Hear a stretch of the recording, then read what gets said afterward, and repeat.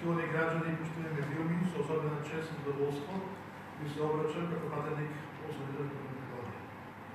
Со објавувањето во Освободителна Македонија на уште политички субјект, коалицијата предводена со СДСМ за живо Македонија, т.е. партијата за општина проект, како партија од политичкиот центар за либерално-демократска тенденција и која вистински го застапува мултикултурализмот и интеркултурната толеранција во своите редови и органи на партијата, ќе се дава силен афирмативен импулс во парламентарниот дискурс за развој на концептот на едно општество за сите, напроти суровата реалност на поделеното општество во Македонија, која што живее.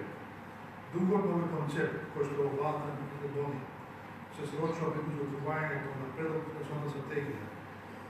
Ако се бита нова година, ќе треба се најде и усвојачка процедура за усвојување, ќе започне да проверува, да се дискутира и дебатира преку седниците на судниците комисии и пленарните седници. Исто така, за прв пат во историјата на независна и самостојна Македонија, за заедниците кои преамбулата на уставот се ставени под одредите останати или други, ќе има патеник што јавно ќе ги брави нивните за поставени интереси во изминатите 28 години од образувањето на независна Македонија. Преамбулата на уставот, т.е. именувањето или неименувањето на некои од заедниците што живеат во Македонија, не е да биде генератор на дискриминација, исклучување или пак одделување кој граѓани од прв, втор, трети, четврти ред.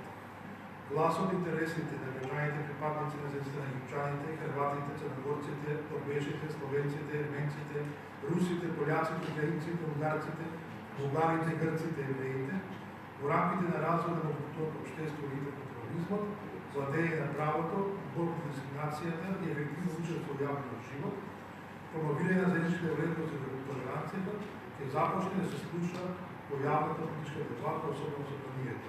При тоа воопшто нема да бидат исклучени политички наследници граѓани со различни културни идентитети. Сведоци сме дека Македонија нафтите години беше доведена во сите основи. Моја задача и обврска ќе биде како на едно општество за сите на кои што досега работев како посебен советник во Канцеларија на Македонија, да го промовирам и развивам и во рамките на Македонија. Овој концепт заедно со процесот на помирување, на кој што сите заедно треба да работиме, се необходни за заеднички да изградиме здраво и просветено општество. Во тој контекст собранието мора интензивно да работи на политиките на општествена правда и друштвена претенција. Дали... Да. Сега сме во тек во процесот за уставните промени. Знаеме дека албанската партија има барање во врска со државјанството. Дали барањето на БЕСА го загрозува македонскиот идентитет, бидејќи и сами викавте дека сте работеле во тоа насока за мултикултурализм.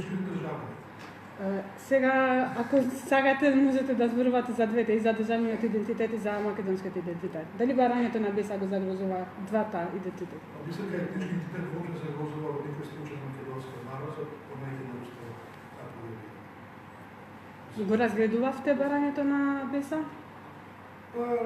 Се уште анализираме и мислам дека се уште се преговарат за тие идеи. Така што знам да се чекаме да се договорат со премиерот. Ќе продолжувате да бидете советник на претседателот на владата? Не, апсолутно сум. Кој ќе биде координатор на работната група за освојување на стратегијата? Заменик координатор беше Елон Джоски Роберт и тој конференција на следва мене до избор на нов координатор на председателот за последен советник е